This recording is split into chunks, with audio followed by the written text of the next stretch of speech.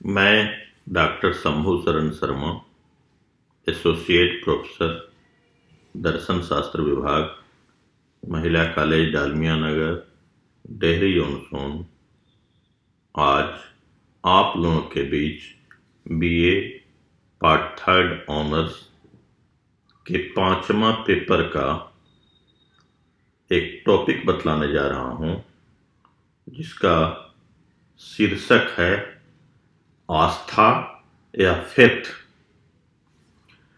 Faith शब्द एक अर्थ ही नहीं है, इसका प्रयोग अनेक अर्थों में किया जाता है। निष्ठा, विश्वास, भरोसा, धर्म, आस्था आदि ऐसे शब्द हैं जिन्हें उजागर करने के लिए फेथ शब्द का प्रयोग किया जाता है। आस्था शब्द विश्वास का प्रमुख आधार है। आस्था की प्रासंगिकता धार्मिक विश्वास के आधार पर 2 प्रकारों में दर्शनीय होती है। धर्म का मुख्य आधार ईश्वर है। धर्म दर्शन में ईश्वर की प्रामाणिकता के लिए निम्न कारणों का उपयोग किया गया है। इन कारणों को 2 भागों में बांटा गया है। पहला प्रागनुभविक युक्ति और दूसरा अनुभव मूलक युक्ति। किंतु इन युक्तियों में सबसे बड़ी गलती यह है कि इनके आधार पर भी ईश्वर की प्रामाणिकता का प्रमाण नहीं प्राप्त होता है। इस कारण ईश्वर की प्रामाणिकता का कारण आस्था को बताया गया है। प्रोफेसर ब्राइटमैन ने आस्था को 3 अर्थों के द्वारा बताया है, जो इस प्रकार है। श्रवणता की स्वीकृति ही आस्था है। बाइबिल के अनुसार ईसा मसीह में विश्वास करो, वह तुम्हारी रक्षा करेगा। संत अगस्टाइन ने आस्था को स्वीकृति जन्य ज्ञान कहा है। इस प्रकार यह आस्था के प्रति अपने बौद्धिक दृष्टिकोण को दर्शाता है। दूसरे अर्थों में आस्था के योगदान को ईश्वरीय देन के रूप में बतलाया गया है। आस्था ईश्वर का वरदान है। संत पौल के अनुसार आस्था प्रेम व ईश्वर की महत्वपूर्ण देन है। आस्था के संदर्भ में तीसरी बात आस्था को विश्वास के तुल्य माना गया है। आस्था विश्वास या आज्ञाकारिता है। सामान्यतः हम आस्था का प्रयोग संज्ञानात्मक और असंज्ञानात्मक रूप में करते हैं। यदि कोई मनुष्य यह कहता है कि मुझे ईश्वर में आस्था है या अपने मित्र में आस्था है या उस सिद्धांत के प्रति आस्थावान हूं, तो वह इस आस्था शब्द का प्रयोग असंज्ञानात्मक रूप में कर रहा है। आस्था का यह रूप श्रद्धा से संबंधित है। इस प्रकार आस्था को हम इस रूप में परिभाषित कर सकते हैं कि आस्था श्रद्धा संबंधी या श्रद्धा मूलक है। किंतु दूसरे रूप में आस्था को संज्ञानात्मक का नाम दिया गया है। यदि कोई धार्मिक मनुष्य अपने विचार प्रकट करते हुए कहता है कि मुझे ईश्वरीय शक्ति पर विश्वास है, ईश्वर जगत का रचयिता है, ईश्वर जगत का नियामक है, ईश्वर का प्रेम हमारे लिए है, ईश्वर सदैव हमारी रक्षा को तैयार रहता है, ईश्वर हमारी विनती को सुनता है आदि उक्त प्रकार संज्ञानात्मक आस्था को बतलाते हैं। यहाँ ज्ञान की प्राप्ति के लिए आस्था का प्रयोग किया जाता है।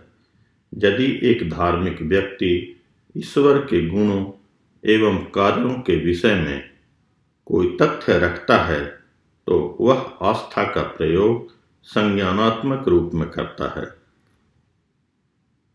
उक्त विवेचना से सिद्ध होता है कि आस्था का प्रयोग संज्ञानात्मक एवं असंज्ञानात्मक दोनों रूपों में होता है। आस्था के विषय में मुख्य विशेषता यह है कि यह निर्बौद्धिक होती है, क्योंकि यह साक्ष्यों पर आधारित नहीं होती है। इस कारण आस्था को निर्बौद्धिक की संज्ञा दी गई है। आस्था की यही विशेषता इसे ज्ञान से भिन्न कर देती है। चूंकि ज्ञान साक्ष्य पर आधारित होता है, अतः आस्था ज्ञान से परे होती है। आस्था के विषय में दूसरी विशेषता आस्था को भावना पर आधारित बताती है। मानव भावनात्मक रूप से आस्था से संबंधित होता है। इसी कारण आस्था शक्तिशाली और मजबूत होती है। मानव किसी कीमत पर आस्था को त्यागना नहीं चाहता है। इसके विपरीत आस्था की रक्षा के लिए वह अपने जीवन का बलिदान करने को भी तत्पर रहता है। इस प्रकार आस्था मानव के संपूर्ण जीवन का अभिन्न अंग बन जाता है। मनुष्य ऐसी किसी वस्तु के प्रति आस्था नहीं रखना चाहता जिसका ज्ञान पर सत्यता एवं प्रमाणों द्वारा संदेहात्मक रूप में पाता है। रसेल ने भी इस कथन को उल्लेखित करते हुए कहा है कि belief is the mental state of assurance और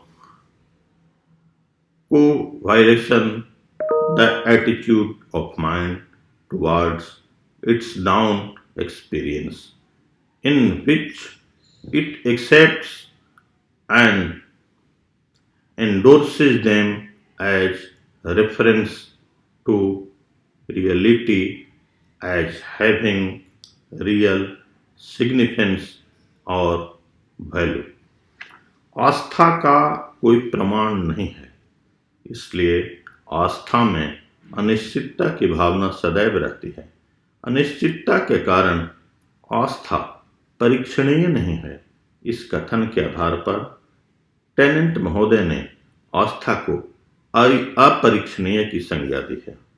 आस्था का आधार मानवीय जीवन में उत्पन्न श्रद्धा है। एक धार्मिक मनुष्य शुद्ध मन से धर्म ग्रंथ में दिए गए आदेशों एवं सिद्धांतों को सत्य मान लेता है और उसके अनुसार अपने जीवन का निर्वाह करने का प्रयास करता है।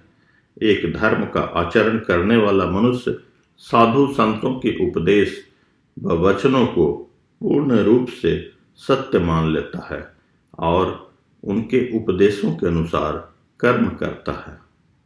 आस्था के अंतर्गत मनुष्य की प्रतिबद्धता सन्निहित रहती है। यदि मनुष्य यह जानता है कि उसके कर्मों के अनुसार उसे सजा या पुरस्कार मिलेगा, तो वह अपने व्यक्तित्व को नियमित करने का प्रयत्न करता है। वह ईश्वर के द्वारा दिए गए पुरस्कार को प्राप्त करने की इच्छा रखता है, जबकि उसके दंड से बचने का पूर्ण प्रयास करता है। इस तरह आस्था मानवीय जीवन का नियामक है। विटगेन्स्टाइन के शब्दों में आस्था एक विशेष प्रकार का जीवन जीने के लिए प्रेरणा देती है। जैसे ही कोई मनुष्य किसी आस्था को मन से निष्ठापूर्वक अपनाता है, वैसे ही वह उसके अनुसार जीवन जीने के लिए बंध जाता है। अतः आस्था अपने आदेशों व वचनों के आधार पर मनुष्य के जीवन में अपनी उपस्थिति दर्शाती है। धन्यवाद।